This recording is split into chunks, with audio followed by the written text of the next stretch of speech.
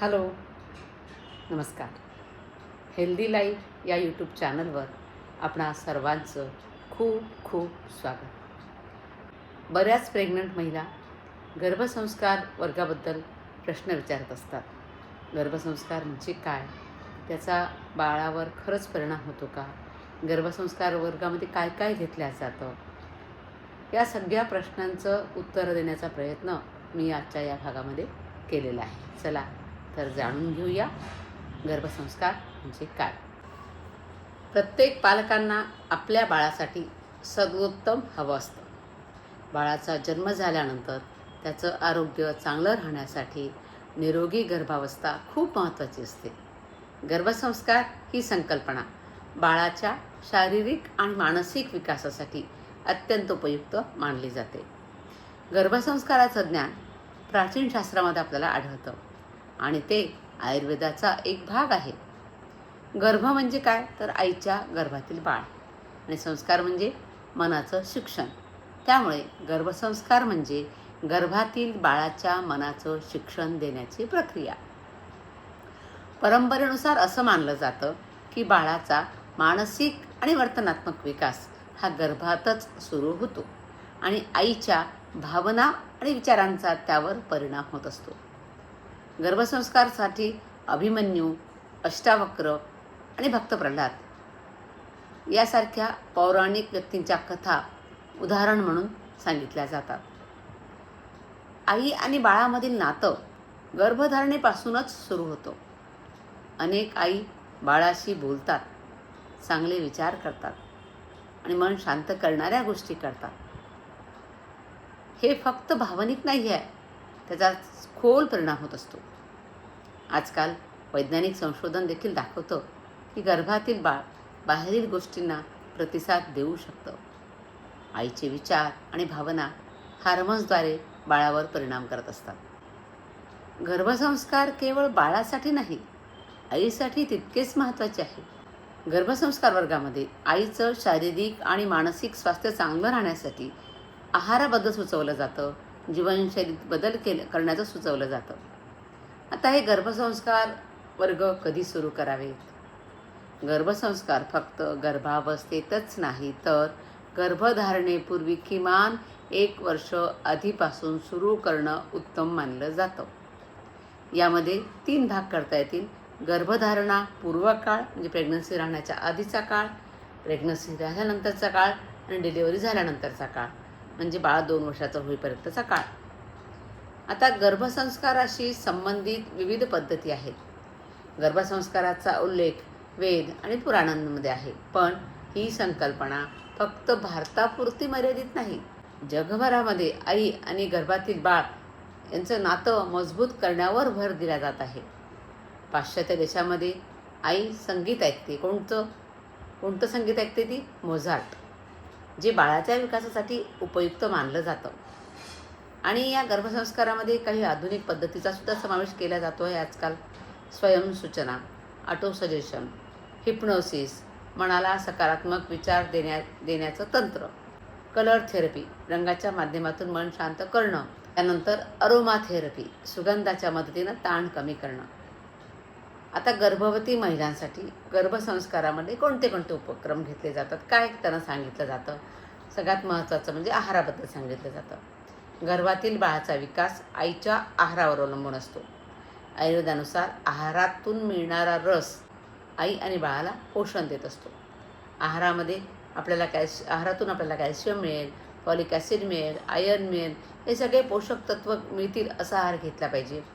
सात्विक आहार घेतला पाहिजे. ताजा, पौष्टिक, षड्रसयुक्त आहार घेतला पाहिजे. त्यानंतर पंचामृत खाण्याचा सल्ला माझ्या क्लासमध्ये सांगत असते. दही, दूध, तूप, मध आणि साखर घेतलंच पाहिजे. टाळायचं काय? व्यसन. कुठलंही व्यसन असेल, चहाचं व्यसन असू शकतं, मद्यपान असू शकतं, धूम्रपान असू शकतं आणि हानिकारक पदार्थ जे तुम्हाला त्रास देऊ शकतात, मसालेदार पदार्थ, फास्ट फूड, जंक फूड, हे तुम्ही बंदच करायचं आहे. त्याचे खाण्याची ती चटक लागते त्याची, तर ते सुद्धा बंद करायचं आहे. त्यानंतर दुसरा पॉईंट आहे सकारात्मक विचार, पॉझिटिव्ह थिंकिंग. गर्भावस्थेमध्ये सतत मूड चेंज होत राहतात. गर्भसंस्कारामुळे भावना संतुलित राहतात. आनंद देणाऱ्या गोष्टी तुम्ही केल्या पाहिजेत, छंद जोपासले पाहिजेस आणि योग आणि हलका व्यायाम केला पाहिजे. यासोबत प्राणायामसुद्धा केले जातात. यांनी फायदे काय होतात? मन शांत होतं, प्रसूतीसाठी मदत होते, लवचिकता वाढते, रक्तप्रवाह सुधारतो, पाठदुखी कमी होते आणि नॉर्मल डिलिव्हरीसाठी मदत होते. त्यानंतर मेडिटेशन घेतलं जातं, त्यामुळे ताण कमी होतो, मन शांत होतं, एकाग्रता वाढते, आई आणि बाळ यांचं बॉन्डिंग वाढतं. त्यानंतर क्लासमध्ये प्रेयर घेतल्या जातात, प्रार्थना मंत्र घेतले जातात. हे बाळाच्या आध्यात्मिक विकासासाठी उपयुक्त मानले जातात. त्यानंतर संगीत ऐकण्याचा सल्ला दिला जातो, त्यामुळे शांत संगीत ऐकलं, मंत्र म्हटले, भजन म्हटले तर आई आणि बाळ दोघांसाठी सुद्धा लाभदायक असतं. त्यानंतर क्लासमध्ये चांगले पुस्तकं वाचण्याचा सल्ला दिला जातो. मी पुस्तकांची लिस्टच देत असते प्रत्येकीला. त्यामुळे मी सांगत असते की आध्यात्मिक आणि सकारात्मक पुस्तकांचं वाचन करा. त्याने काय होईल? मन प्रसन्न राहतं, बाळाच्या व्यक्तिमत्वावर त्याचा परिणाम होतो आणि मन शांत ठेवण्याचा सल्ला दिला जातो. ताण, भीती, नकारात्मक गोष्टी टाळाव्यात, कारण यामुळे हार्मोन्समध्ये बदल होतात आणि बाळावर परिणाम होऊ शकतो. त्यानंतर प्रेग्नन्सीमध्ये हर्बल घी म्हणजे औषधी तूप घ्यायला सांगितलं जातं. 4थ्या ते 9व्या महिन्यात औषधी तूप घेतलं जातं. त्याचे फायदे काय आहेत? तर बाळाचा मानसिक आणि शारीरिक विकास चांगला होतो, काही विकार टाळण्यास मदत होते आणि नॉर्मल डिलिव्हरीसाठी मदत होते. आणि डॉक्टरांचा सल्ला, दर महिन्याला तुम्ही डॉक्टरांकडे गेलंच पाहिजे. तुमची नेहमीची ट्रीटमेंट त्या पद्धतीने घेतलीच पाहिजे. त्यानंतर क्रिएटिव्हिटी तुम्हाला जर ड्रॉइंगची आवड असेल तर चित्र काढा, विणकामाचे असेल तर विणकाम करा, बागकाम छोटं मोठं काम करायला हरकत नाही. यासारखे छंद तुम्ही जोपासले पाहिजेत. ते ताण कमी करतात, आनंद वाढवतात आणि बाळावर सकारात्मक परिणाम करतात. आता या गर्भसंस्काराचे फायदे काय आहेत? आईचं मानसिक आणि शारीरिक आरोग्य सुधारतं, आई आणि बाळ यांचं बॉन्डिंग मजबूत होतं, बाळाच्या मेंदूच्या विकासाला मदत होते, सकारात्मक वातावरण निर्माण होतं आणि गर्भसंस्काराचा दीर्घकालीन फायदा होतो. आई आणि बाळामधील संवाद, जे गर्भसंवाद वर्गात घेतले जातात, त्याचा बाळाच्या मानसिक विकासासाठी अत्यंत फायदा होतो. तर अशा बऱ्याच गोष्टी या गर्भसंस्कार वर्गामध्ये घेतल्या जातात. त्यामध्ये अजून शवासन घेतलं जातं, वीकली 2-3 वेळा योगनिद्रासुद्धा घेतली जाते. त्यामुळे मंत्र, प्राणायाम, योगाभ्यास, गर्भसंवाद, व्हिज्युअलायझेशन, शवासन, योगनिद्रा आणि प्राणायाम, ध्यान आणि मध्ये मध्ये आहाराबद्दल माहिती असते. काही त्यांच्या शंका असतील त्याबद्दल माहिती दिल्या जाते. अशा त्यांच्या शंकासुद्धा दूर केल्या जातात.